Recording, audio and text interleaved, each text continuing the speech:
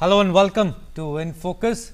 So, renewable power is booming as innovation brings down cost and starts to deliver on the promise of a clean energy future, and this means that renewables are increasingly displacing dirty fossil fuels in the power sector, offering the benefit of lower emissions of carbon and other types of pollution. And now that we have increasingly innovative and less expensive also ways to capture and retain wind and solar energy, renewables are becoming a more important power source, and the expansion is renewables is also happening at scales large and small.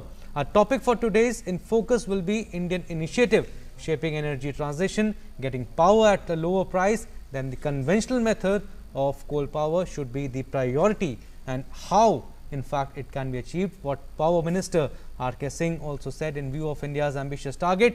We will talk all of that in the next 1 hour in Focus. Guests will also be joining us. My name is Abhishek Mahajan and with me is my colleague Chandrasekhar.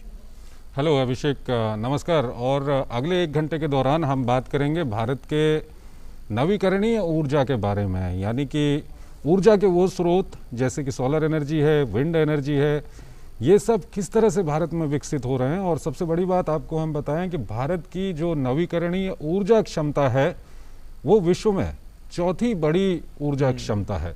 तो इन्हीं सब विषयों पर हम बातचीत करेंगे। हमारे साथ 3 विशेष मेहमान यहाँ पर जुड़े हुए हैं। डॉक्टर अजय माथुर हमारे साथ हैं, director general International Solar Alliance. हमारे साथ महेंद्र सिंघी हैं, MD and CEO Dalmia Cements. और हमारे साथ अमित शर्मा है, managing director Tata Consulting Engineers. तो शुरू करते हैं। सबसे पहले डॉक्टर अजय माथुर, अगर हम इंटरनेशनल सोलर अलायंस की बात करें तो प्रधानमंत्री मोदी का ये इनिशिएटिव न सिर्फ भारत के लिए बल्कि पूरी दुनिया के लिए ये एक इनिशिएटिव है। और जब आज हम नवीकरणीय ऊर्जा की बात कर रहे हैं और 25 तारीख को जो ऊर्जा राज्य मंत्री हैं स्वतंत्र प्रभार R.K. सिंह साहब, उन्होंने कुछ फैक्ट सामने रखे हैं। उन्होंने बताया कि भारत की जो नवीकरणीय ऊर्जा है वो विश्व में चौथी सबसे बड़ी क्षमता है। और अगले 1 दशक की हम बात करें तो प्रति वर्ष लगभग 20 बिलियन अमेरिकी डॉलर की बिजनेस करने की इसकी संभावनाएं हैं। तो डॉक्टर अजय माथुर, किस तरह से आप भारत का जो रिन्यूएबल एनर्जी सेक्टर है उसको किस तरह से देखते हैं, क्या उसकी अभी स्थिति है और आने वाले समय में कितना स्कोप इसमें देखते हैं? धन्यवाद। आज की तारीख में सौर ऊर्जा सबसे सस्ती बिजली हमें प्रदान करता है। टेंडर्स के माध्यम से हमें पता चला है कि सौर ऊर्जा केवल ₹1.99 पर यूनिट हमें मिल सकती है, ग्रिड को मिल सकती है। इससे सस्ती और कोई बिजली नहीं। और सोचिए 5 साल पहले यही बिजली 18 रुपए यूनिट थी। 18 रुपए से ₹1.99 हुई, लेकिन ये ₹1.99 की बिजली सिर्फ उसी वक्त प्राप्त होती है जिस समय सूर्य चमक रहा होता है। हमें चाहिए बिजली जो 24 घंटे हमें अवेलेबल हो। इसलिए जो अब हमारा अगला एम है वो है बैटरीज या स्टोरेज, चाहे पंप्ड हाइड्रो हो या और प्रकार की स्टोरेज हो, उसके और सौर ऊर्जा और विंड एनर्जी के तीनों को मिला के हम 24 घंटे बिजली दे सकें और वो कोयले या और फॉसिल फ्यूल की बिजली जो बनाई गई है उससे सस्ती हो। अब हम ये इस गोल के बिल्कुल कस्प पे हैं। शायद अगले साल या उसके अगले साल जो हमें बिजली मिलेगी 24 घंटे मिलेगी, बैटरी और सोलर के थ्रू मिलेगी और वो कोल की बिजली से सस्ती होगी। कहने का तात्पर्य यह है कि ये जो जर्नी है 18 रुपए से लेके और अब ₹1.99 तक पहुंचे, ये आप अपने में एक अभूतपूर्व जर्नी है। कैसे करा इसको? मेरे ख्याल से 2 चीजें दुनिया जो भारत से सीख रही है, 2 चीजें सीख रही है। पहले तो यह है कि स्केल मैटर्स। अब जितना बड़ा प्रोजेक्ट करेंगे उतने ज्यादा पैसे मिलने की आवश्यकता है, इन्वेस्टमेंट खींचने की पॉसिबिलिटी है और लोग आके इसमें इन्वेस्ट करेंगे। दूसरा यह है कि जितनी ज्यादा हम लोग रिस्क अवॉइड करते हैं। रिस्क किस प्रकार की? इस बिजली को कोई खरीदार होगा, रिस्क इस प्रकार की कि वो खरीदार जो वो पैसा देगा, यानी कि आपने कोई एस्क्रो अकाउंट या कुछ बना रखा है। तीसरी कि ये जो बनेगी, इसके जो बनाने में कोई कठिनाई नहीं होगी, जमीन होगी, तार होंगे, जो ट्रांसमिशन लाइन होंगी जो इसको ले जा सकें।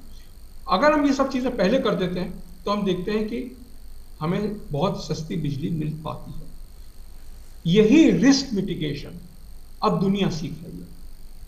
एक तरफ रिस्क मिटिगेशन कीजिए, दूसरी तरफ स्केल पे काम कीजिए, और बिजली जो सौर ऊर्जा की बिजली है उसके दाम कम होते जा रहे हैं। इसीलिए आज हम चौथे स्थान पे हैं। मेरे ख्याल से कुछ ही दिनों में हम तीसरे स्थान पे भी पहुंच जाएंगे, और कुछ ही दिनों में सौर ऊर्जा और स्टोरेज के साथ हम 24 घंटे ये बिजली सबसे सस्ती बिजली के रूप में डिस्ट्रीब्यूशन कंपनीज को बेच पाएंगे। Right, Dr. Mathur, you are saying cheapest source of energy now is solar energy, like you mentioned, from 18-19 rupees to 1 rupees and 99 paisa. But if I can bring in Mr. Mahendra Singhi, MD and CEO, Dalmia Siemens. Abhishek here, sir. Good afternoon. There are different types of energies are renewable energy. If I talk about solar energy, wind energy is there, then hydroelectric, ocean, geothermal, biomass, and hydrogen, to name a few. But we want to know from you, sir, like Dr. Mathur also said that solar energy is the cheapest source. Which is the most cost effective, and do you agree with this, that out of 7, 8, like I mentioned, solar energy is the cheapest one? Sure. Happy afternoon to everyone. First, let me start by congratulating our PM Modi Sahab, our Minister Shri Singh Sahab, and all Indians, that the way India has started leading the world in terms of not only the providing the Solar Alliance leadership, but at the same time, how we can show the way, which is the right way for going for energy transition. So I think the way India could think ahead of others, that's commendable. And in fact, I was one of the person present in the United Nations in 2019 in September, wherever Modi Sahab donated solar panels, solar power to UN by installing solar panels on the top of UN building. So now the point is that we all have understood that renewable power is the power of not only future but power of today also. Now how to get best out of it? So Mathur Sahab, who is one of the eminent leader in the international world in terms of energy efficiency, in terms of international solar, which he is leading, he has rightly said that now the least cost power should be made available. But the important point is when and how. I think if I talk of industry, then it's a long way ahead. Industry today might be using maybe more than 85% or so as a thermal energy. But the need is that how it all gets converted into renewable power, which is solar power, biomass power, hydropower, or the wind power also. So there are ways and means by which it is to be done. Our Minister Saab, the India Story book which he has released, has highlighted various such schemes. But important is that how those schemes gets also implemented in the industry with the cooperation of both in industry as well as the government. Now, what I look at the moment is that government has to play very, very important role in creating certain policies by which whatever say renewable energy gets generated, that gets also becomes the more economical, and it doesn't have much additional charges like what Mathur Sahab has said, 1 rupee 99 paisa or 2 rupee 60 paisa per unit. But if it lands in the industry or in the house, particularly where it's a commercial house, at rupees 3.5 rupees or 4.5 rupees, then the transition would be slower. So the point is that if we just identify the generation cost, solar energy, wind energy is the cheapest, most economical, and at the same time, now to make it most economical even in use also, government may have to come out with taking away the interstate transfer charges, or many policies. But I'm sure the way Indian government has shown its commitment of 450 gigawatt by 2030, I think in a time to come, all policies would be facilitated, and we as industry would also be able to say that we also use 100% renewable energy. And just for the information of everyone, including viewers, I may highlight here that Dalmia Cement as a company has already committed that by 2030, we would be using only renewable energy, no other thermal energy or no energy, and which means that by this activity, our carbon footprints will come down, and we will be also able to showcase that industries can also act like what Indian government is acting. Thank you. ठीक है, अमित शर्मा जी हमारे साथ हैं, managing director हैं Tata Consulting engineers के। शर्मा जी, दर्शकों की जानकारी के लिए हम जानना चाहते हैं कि जब हमारे देश में अभी हाइड्रो इलेक्ट्रिक है, थर्मल पावर है, न्यूक्लियर से पावर बना रहे हैं, तो क्यों ज़रूरत है नवीकरणीय ऊर्जा को विकसित करने की? चाहे सोलर एनर्जी की बात करें, विंड एनर्जी की बात करें, दर्शकों की जानकारी के लिए ये हम सबसे पहले जानना चाहते हैं। Thank you. I think energy has been a significant part of industrial revolutions that have transformed nations. History tells us that we are amidst a significant transition in which there are two things: the convergence of digitization and energy transition. And we must remember that for our strategic needs of self-reliance, as well as ensuring that our energy dependency is catered to internally, we have to look at multiple sources of energy. And while decarbonization and green energy is an important and significant milestone to reach, it will take time. Amidst this, there are options like hydro, nuclear, wind, offshore, tidal, geothermal, and of course solar. And the easiest of this for the time being is solar, not only because of the cost of solar panels, but because of the ease of implementation of a solar project as opposed to many other projects like hydro, tidal, offshore, or nuclear. The other thing I must mention that there's a convergence of value chains. ये सिर्फ एक electricity generation की बात नहीं है, ये सौर ऊर्जा से हम हाइड्रोजन भी बना सकते हैं, बैटरी स्टोरेज भी कर सकते हैं, पंप स्टोरेज भी कर सकते हैं, जिससे मल्टीपल इंडस्ट्रीज का फायदा होगा और हम ग्रीन और डिकार्बोनाइजेशन के अपने जो माइलस्टोन हैं, जो माननीय प्रधानमंत्री जी ने बोला है पेरिस एग्रीमेंट में, हम उसको रीच कर सकते हैं. For example, usage of hydrogen which can be generated using electrolyzer from solar energy, and that will help create steel which is green steel. Use of hydrogen for heavy vehicles with fuel cells rather than lithium based battery cells, and both will coexist. So जैसा माथुर जी ने बताया, doctor Mathur जी ने और सांगी जी ने, हमको 3-4 तरीके की एनर्जी को देख के उसके साथ उसको ट्रांसमिशन एंड डिस्ट्रीब्यूशन में डालना पड़ेगा. और बिकॉज ये वेरिएबल लोड की बात है, दिन में ही आप सौर ऊर्जा बना सकते हैं, तो हमको कहीं पे उसको स्टोरेज करना पड़ेगा. उसमें 3-4 अलग अलग तकनीक है. भारत सरकार इसको काफी बढ़ावा दे रही है, both in terms of stable policies but also to attract foreign direct investment. And I think we are very fortunate to be living in an era that the real industrial transition is happening amidst digitization, in which India is already ahead.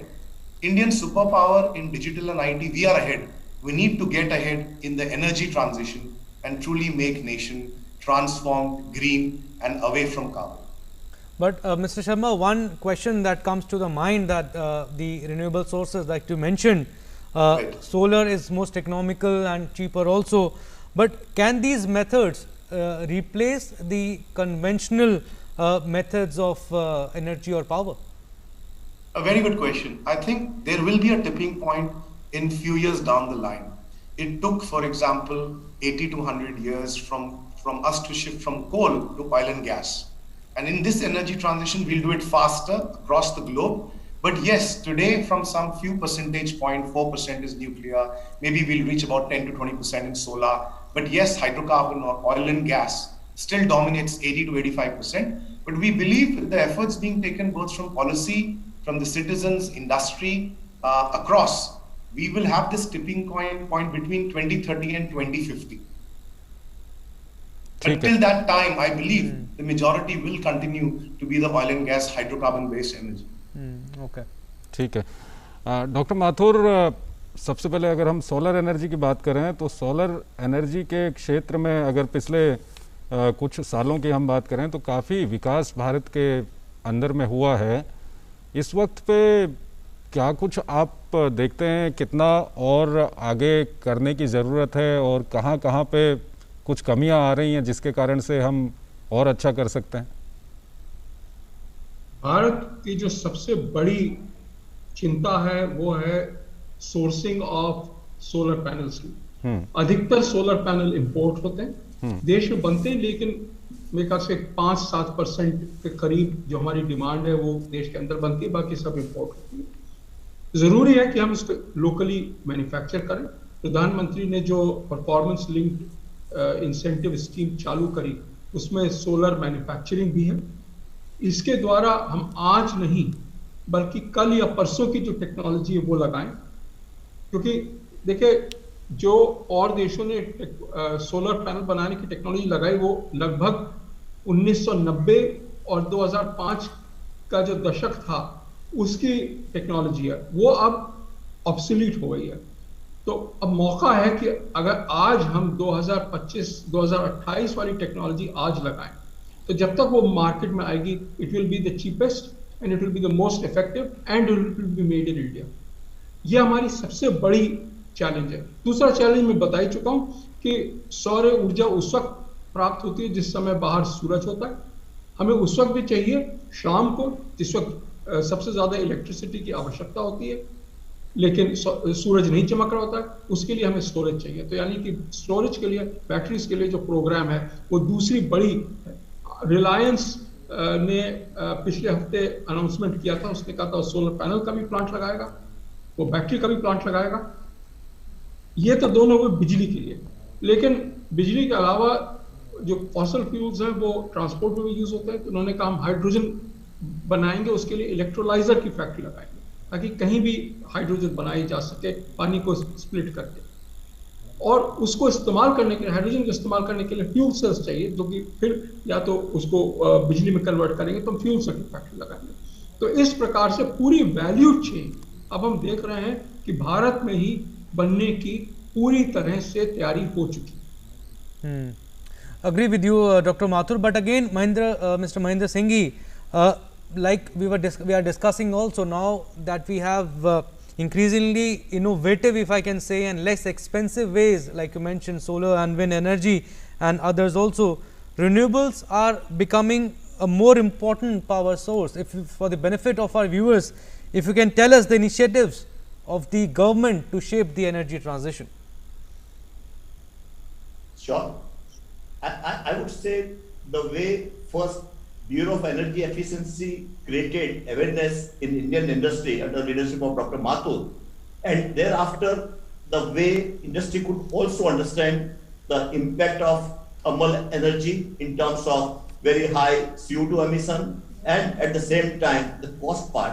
Now industry has already understood that there is a need to create renewable power for their own consumption also, as well they can also buy renewable power from other sources. आपने जैसे अभी कुछ दिनों पहले देखा होगा newspaper में भी कि नाउ गवर्नमेंट कह रही है कि हम अपने ग्रिड से भी रिन्यूएबल पावर, ग्रीन पावर अब इंडस्ट्री को अब घरों में दे पाएंगे। तो अब जो नीड हुआ है, जो मैंने पहले कहा था कि कैसे इसके लिए ऐसी पॉलिसी बनाई जाए जिससे कि इंडस्ट्री को लगे कि एक ये वातावरण को शुद्ध करने के लिए भी काम आएगी रिन्यूएबल पावर, और दूसरा ये मेरी कॉस्ट भी कम करेगी। क्योंकि मैं हमेशा इस पॉलिसी को एडवोकेट करता हूं कि clean and green is profitable and sustainable. तो उसको अगर हम ये रिन्यूएबल पावर के उस पर देखें तो आपको लगेगा, जैसा माथुर साहब ने बताया, कि रिन्यूएबल पावर सस्ती भी है और क्लीन भी है। इससे CO2 एमिशंस कम भी होंगे, जिससे कि हमारा आने वाला जो कल है वो भी स्वच्छ रहेगा। तो इसके लिए कुछ जो बातें चाहिए, भले वो सोलर पावर के लिए हो, विंड पावर के लिए हो, या हम बायोमास से कैसे पावर जनरेट करें और वो रिप्लेस करें कोयले को, तो उसके लिए 3-4 चीजें बहुत इंपॉर्टेंट रहेगी। और उसको रहेगा कि कैसे कोई भी तरह से हम इंडस्ट्री को, खाली इंडस्ट्री के लिए नहीं पर समाज के लिए भी, कैसे इस तरह की लैंड अवेलेबल करवा सकें जिसमें कि इस तरह का सोलर पैनल लगाए जा सके या इस तरह का बायोमास लगाया जा सके, बायो प्लांटेशन किया जा सके, जिससे कि वो उसमें एक एनर्जी के रूप में काम लिया जा सके। दूसरा, हम इस तरह की ट्रांसमिशन लाइन बनाएं और एक ग्रीन ट्रांसमिशन ग्रिड बने जिसमें ये हो कि अगर इससे पावर जाएगी। ठीक है उसमें सर थोड़ा सा आपको रोकना चाहेंगे। दरअसल रक्षा मंत्री राजनाथ सिंह लेह लद्दाख के दौरे पर हैं जी। ठीक है, आप अपनी बात जारी रखिए। अभी इट विल टेक टाइम, थोड़ा टाइम लगेगा। हाँ सब, तो मैं कह रहा हूँ कि ग्रीन ट्रांसमिशन ग्रिड एक बनाना पड़ेगा जिसमें कि लीस्ट चार्जेस वो लगे, और हो सकता है कि गवर्नमेंट को या सोसाइटी को एक बार इसके लिए इन एडवांस इन्वेस्ट करना पड़ेगा, जिससे कि सबको लगे कि मुझे रिन्यूएबल पावर बनानी है, मुझे रिन्यूएबल पावर यूज करनी है।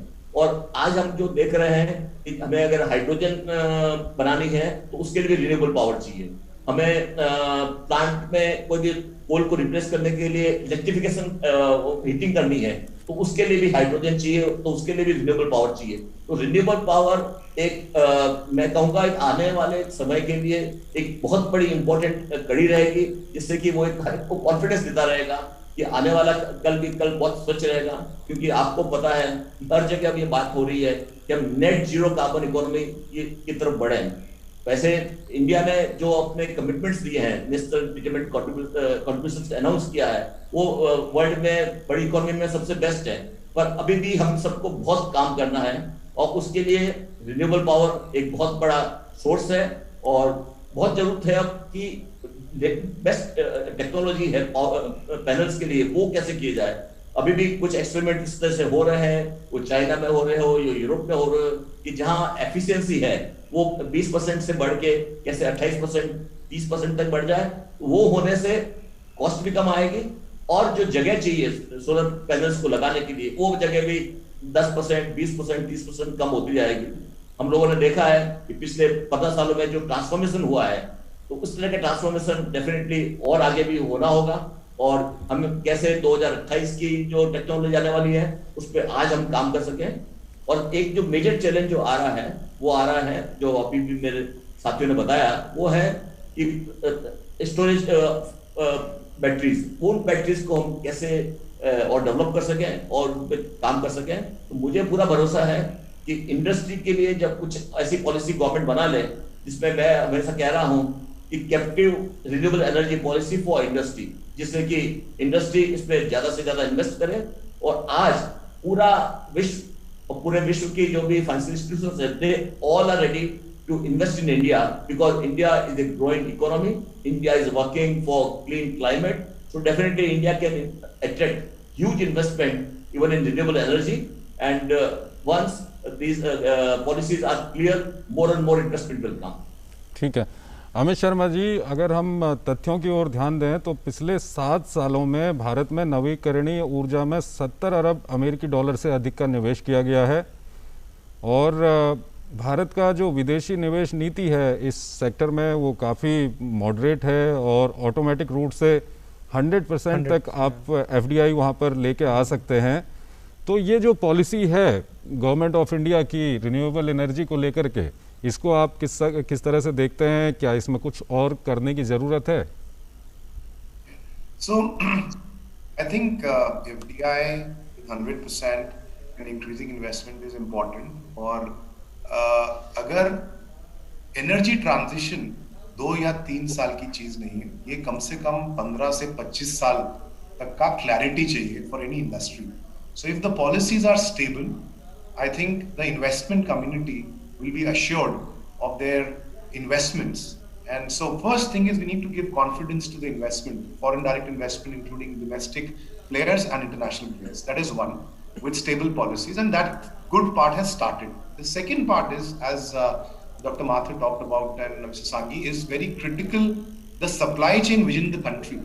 So we should make sure this investment is not only on projects but on parts and components also.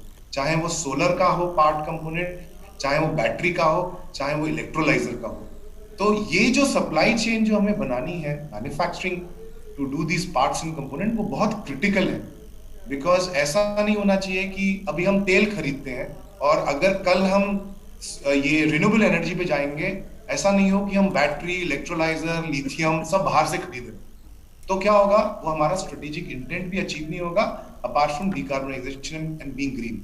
So with this energy transition, while stability of investments with policies required, equally important is the setup of manufacturing ecosystem which does indigenous manufacturing so that we have true energy self-reliance and energy integration.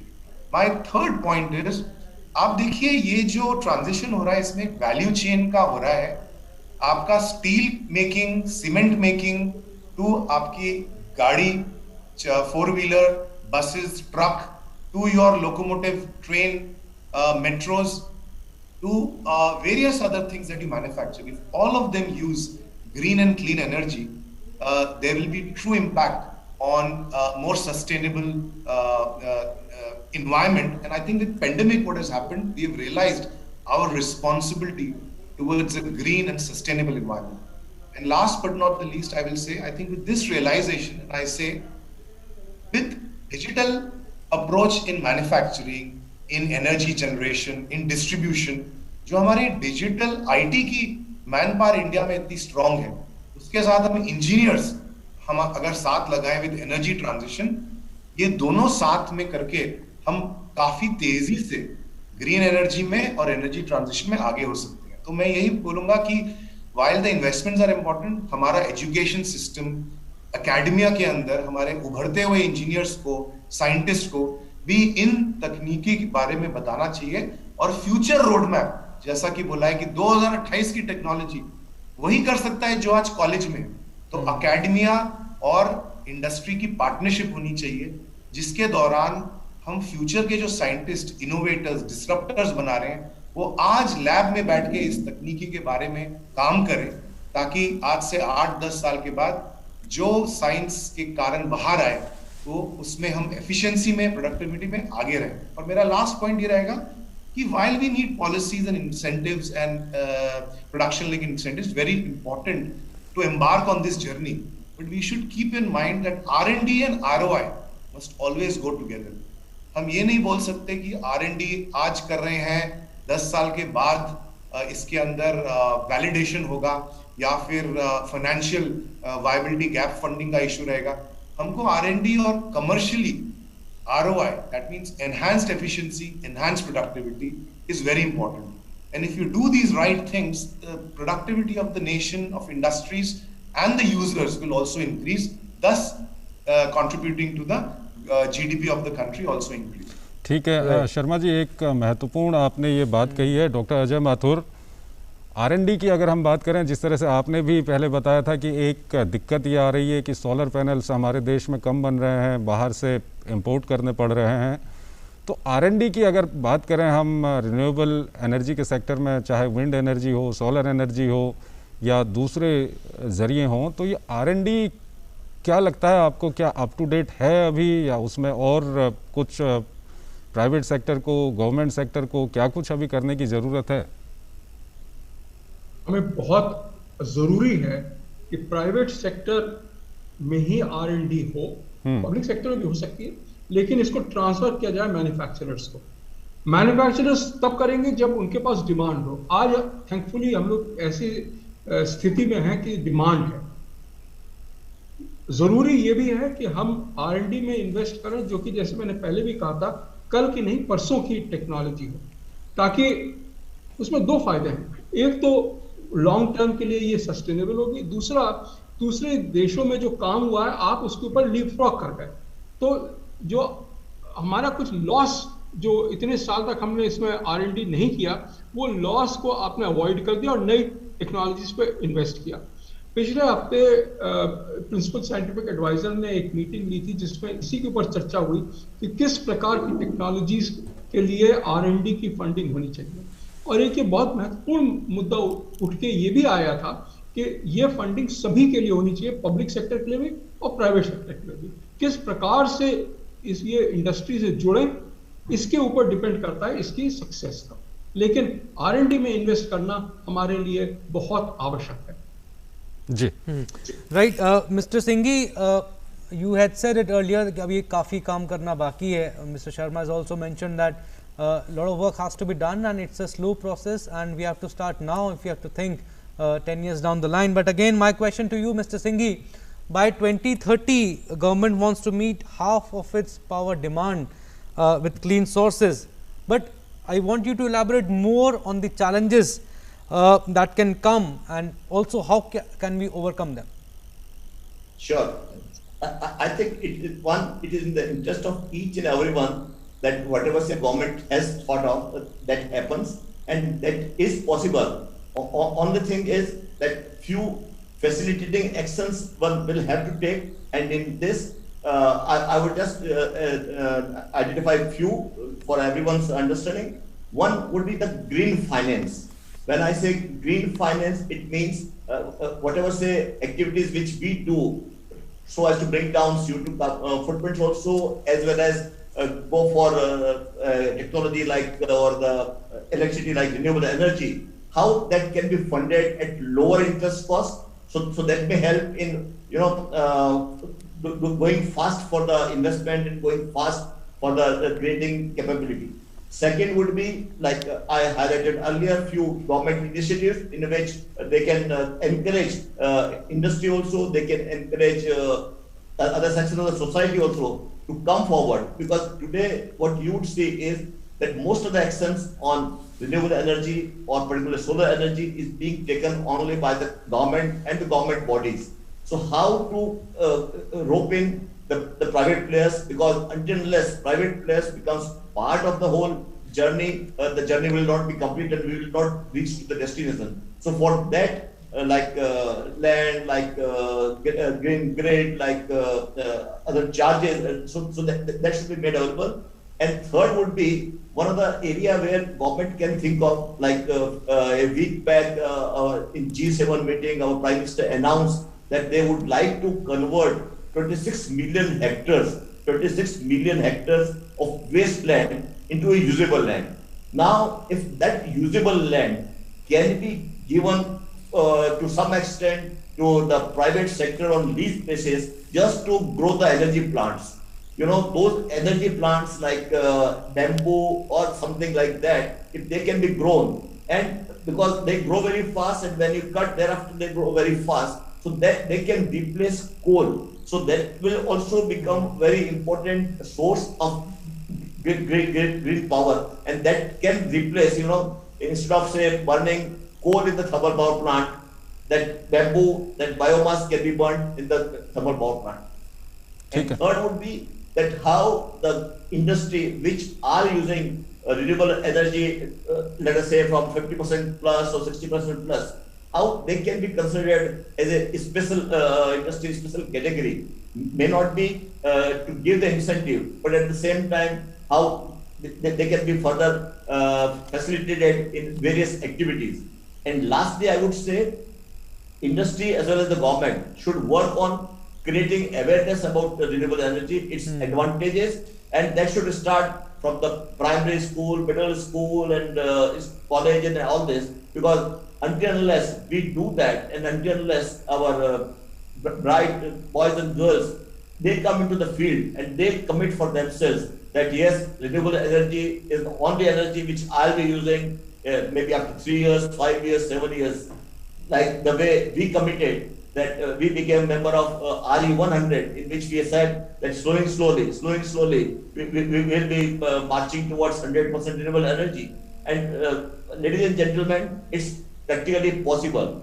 Whether it's a cement industry, whether it's steel industry, and it's just not only the use of renewable energy only, but the renewable energy also in terms of replacement of fossil fuel for heating up purpose also. So all these things are possible, and I am sure the initiative which government is taking, the awareness which is happening, and the way government of India has become one of the leaders on energy transition in UN dialogue process. So that would also help both industry also and the government also to work towards 100% renewable energy. And I'm sure that by 2030 or so, with the roadmap of 450 gigawatt of solar power, we may be able to achieve, I'm not exactly aware of the number, but maybe 35 to 40% of the energy part can come from solar energy or the renewable energy.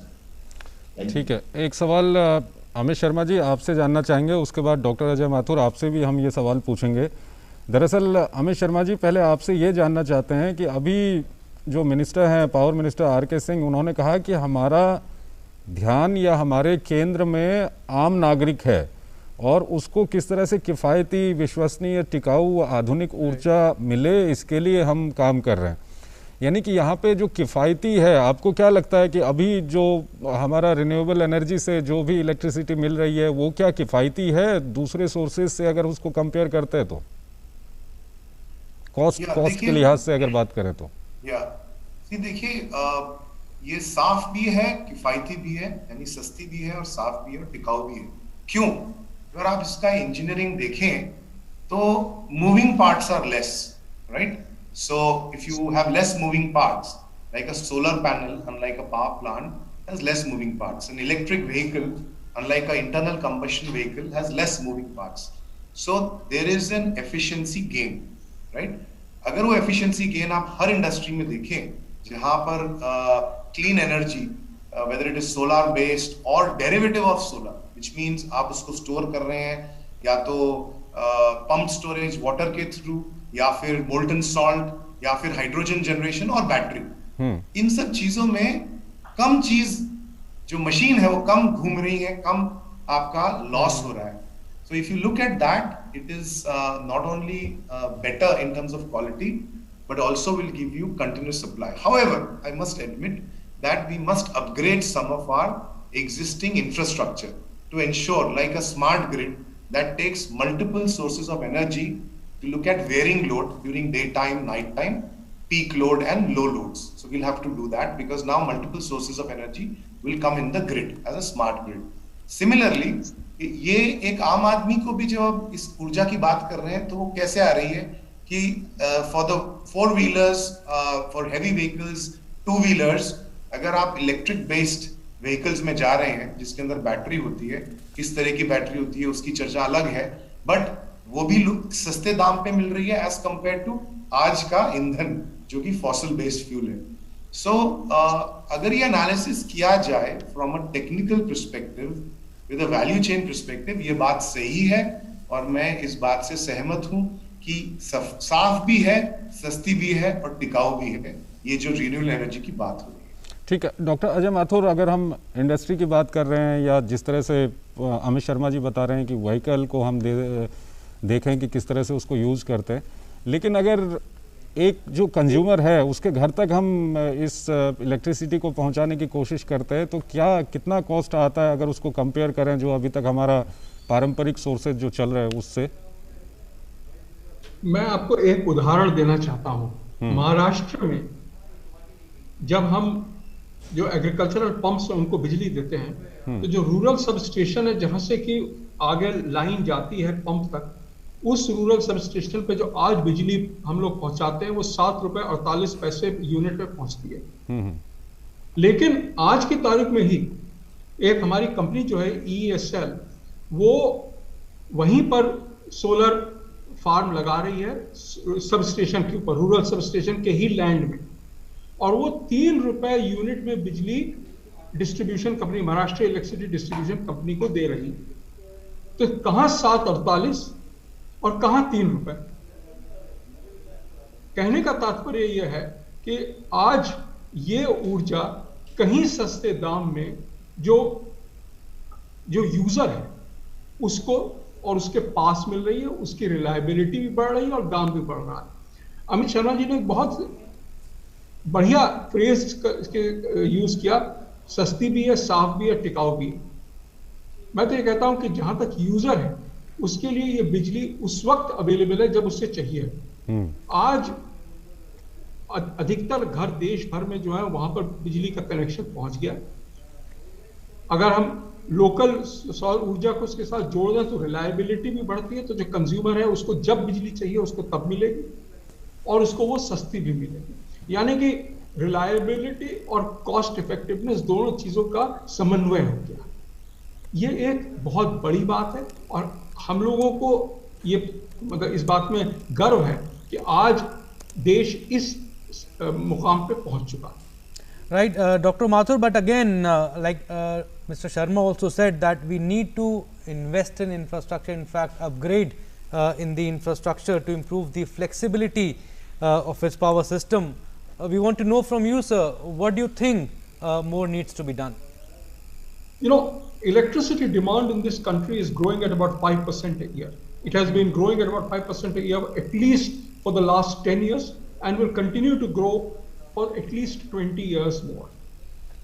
This is because India is underserved, because India is still developing. The good thing is that because there has been a lot of energy efficiency work in this country, the total demand is far less than it is in many, many other countries. But because there is a growing demand, we need to make sure that we invest in that infrastructure.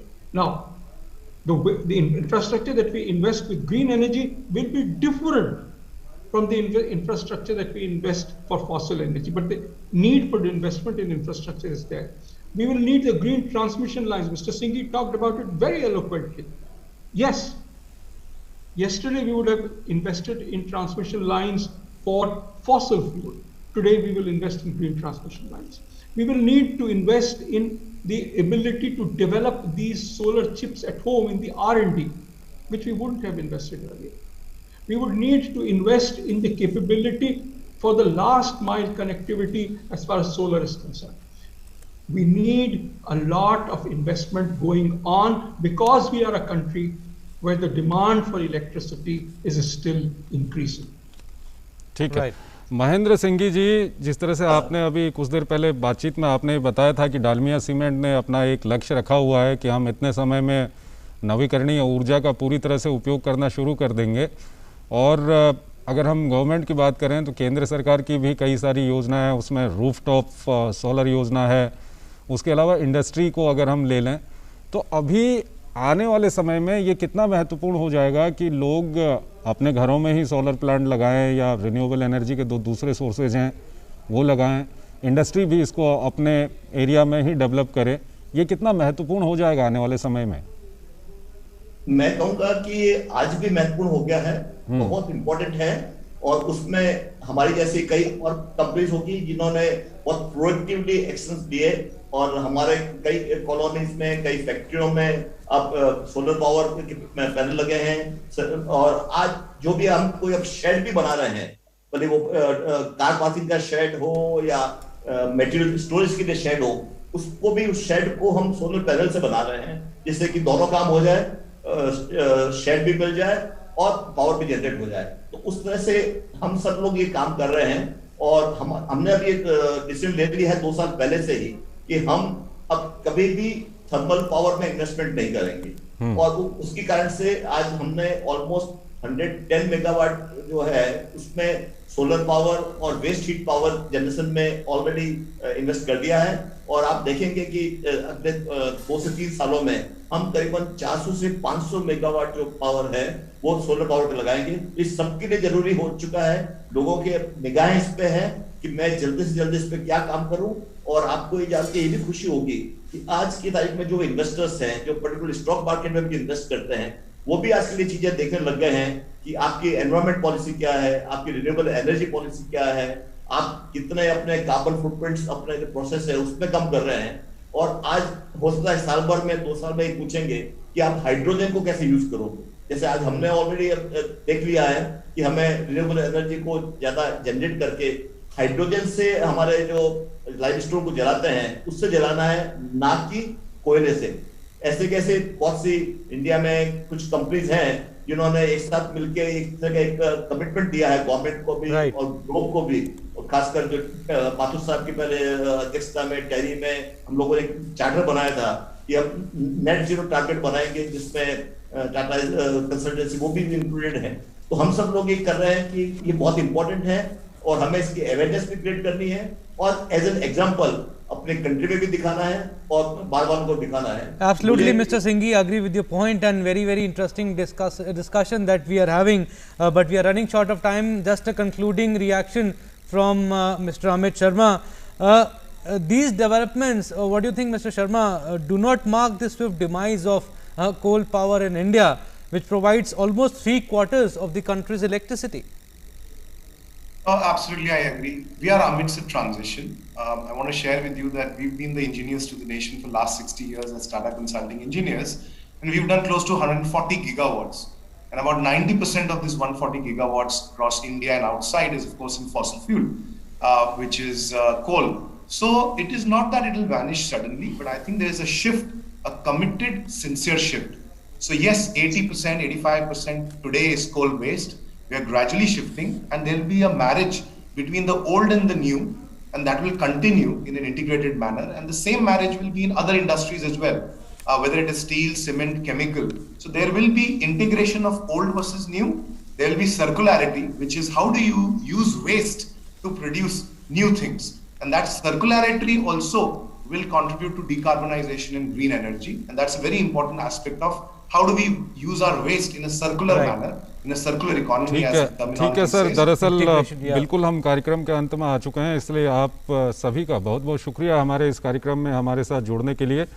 तो कुल मिलाकर भारत का जो नवीकरणीय ऊर्जा का क्षेत्र है वो काफ़ी तेज़ गति से विकास कर रहा है, और जिस तरह से लगातार हमने आपको आंकड़े बताए कि एफडीआई भी इस क्षेत्र में लगातार बढ़ रही है और आने वाले समय में और इसमें निवेश आए, इसके लिए सरकार की ओर से कई सारे नियमों को उधार किया गया है। तो इसी के साथ इस कार्यक्रम को हम यहीं पर समाप्त करते हैं। नमस्कार।